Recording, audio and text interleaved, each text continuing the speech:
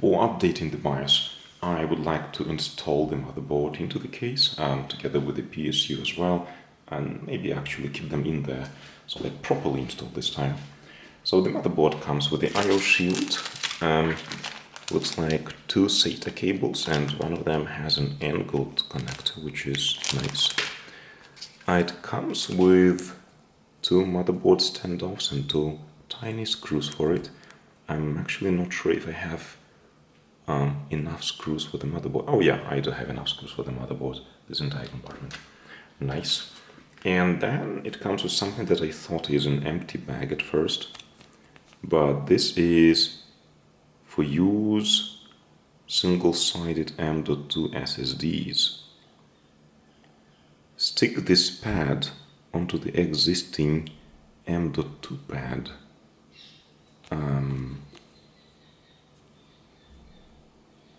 Tape for single-sided M.2. I'm actually not sure what this is for, but we'll figure this out.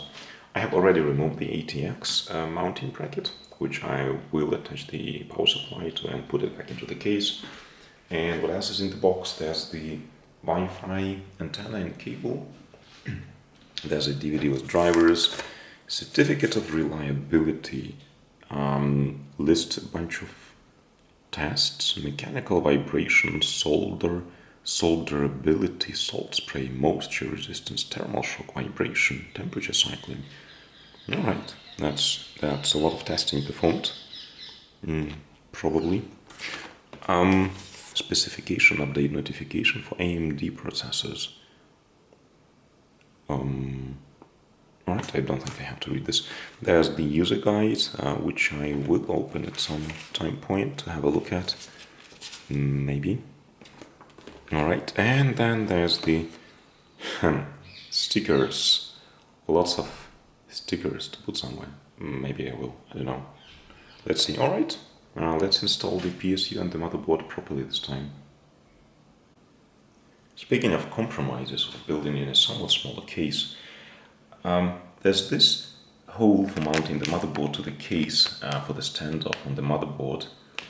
But if you look into the case, there's nothing for it in the case. This mounting hole, which doesn't have a standoff, is not for an M80X. It's not fitting, so there should have been one more somewhere below here, but it's not there. One may think it's not a big thing. So there's a standoff here, and another standoff which will work is here. But that leaves this entire part of the motherboard kind of suspended, which will be a problem, at least a little bit, because all the SATA connectors are down here. So when you plug anything into them, it will exert pressure, and the motherboard will bend along approximately this line, which is not a good thing. But alright, I guess trade-offs it is. I/O shield is installed. After fixing my screw-up, it actually sits perfectly everywhere in all mount points. So I'm happy I checked, so that I don't put blame, undeserved blame, on the manufacturer of this case. And I hope I didn't really break any part of the motherboard on this line, where there was quite a bit of tension. I did screw in that one all the way through, but that's just a diagonal, that should be fine. And I did notice something was wrong before I screwed in that one, so I hope it's still intact. Now let's attach the power supply unit properly this time. I wonder if Corsair had lots of returns because of the fan not spinning the PSU, which might have forced them to put this note on the PSU. It says silent operation at low to moderate load. In this mode the fan will not spin. That's exactly what I'm hoping for. I'm hoping for the silent operation.